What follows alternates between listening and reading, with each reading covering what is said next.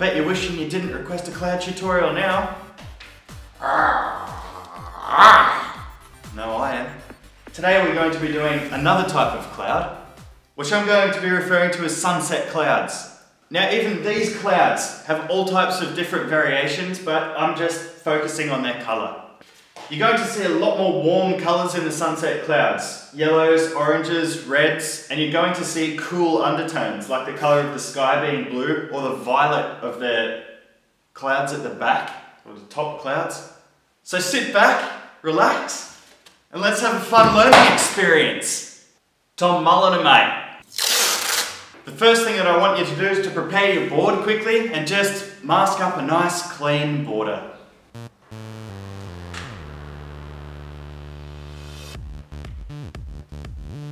Study your reference picture and decide what colours that you're going to need by asking yourself, what colours am I going to need? You'll notice that your palette consists of a lot of warmer colours, such as the yellow, orange and reds of the clouds. But I guess there are some cooler colours in there as well, like the blue of the sky, the violet of the clouds above. So really there's warm and cool colours. So forget everything I just said in the past 15 seconds. So why don't we start mixing our colour in a high-tech mixing cup? Or an old yogurt container, if you've got one around. Status quo. We're somehow no longer relevant. If you're mixing a colour consisting of white, generally you'll put the white in first. Let it be the gauge of how much paint you actually need. A little bit of the old cobalt blue. See the colour there on the reference? I'm actually not touching it, but just if you can see the very tip of my finger, there's the blue we need. A little bit dark, it's fine, because we don't have to apply it at 100%, do we? The first step is to get your blue base tone down. So let's hit it with that. Hit it with the blue.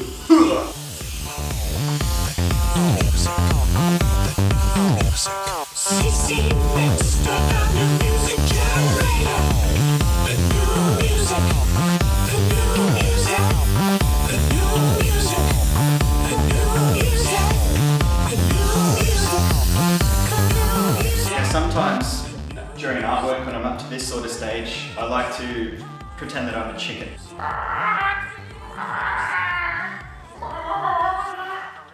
Great, the blue's done. Well, that's a piece of piss. Just started with a very light blue, went over with a heavily reduced darker blue, just to add a little bit of shape and dimension in there, just to give it a little bit more of a three-dimensional feel to that blue. And the next part's easy. If you're sitting there at home going, oh, what do I do next? Well, bloody watch closely, okay? Because I'll give you the answer. When we study our reference, and when you've made your plan of attack, we thought, okay, I've got blue down here. That's obviously the base layer, because it looks like everything else is on top of it, okay? Now, all I'm trying to discern from the image is what comes next. So the plan of attack was blue first. Now I believe that these yellow and orange clouds are on top of everything else. So the next layer I'm going to do is this darker layer.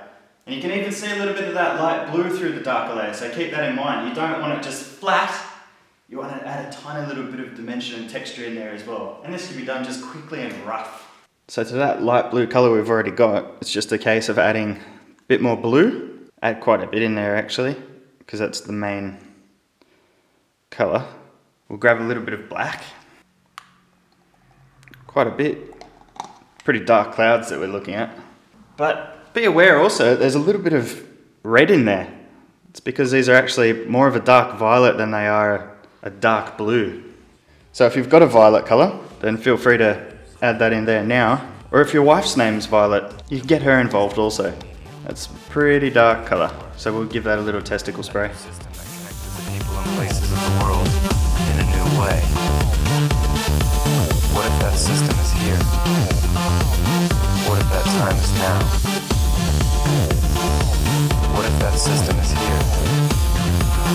What if that time is now?